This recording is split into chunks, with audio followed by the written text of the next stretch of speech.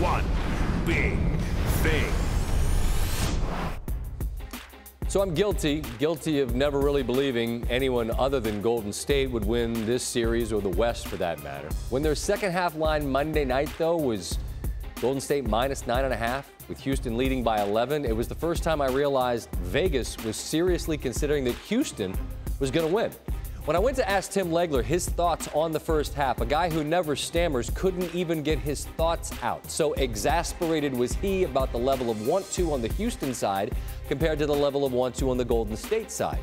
Probably why Steve Kerr was so bummed out as well. There is a level of organizational arrogance on the Warriors side that I get. They've earned the right to feel pretty good about themselves. They've won 2 titles in 3 years. The year in the middle where they didn't, they set a new NBA record for regular season wins. When the grease gets hot in a game, they cook, and everything about it looks easy.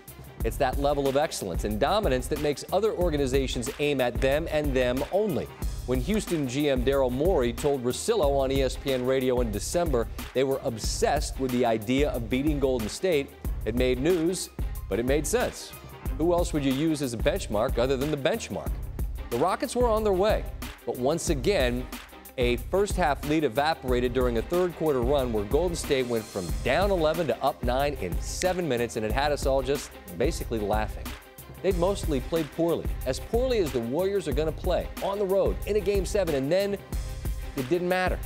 Houston missing 27 consecutive threes in the game is almost incomprehensible. It's also insurmountable against this team. Golden State, as we've been mentioning, made 13 threes of their own in between Houston makes, and we land where we have been the last 3 years. Golden State, Cleveland, Part 4.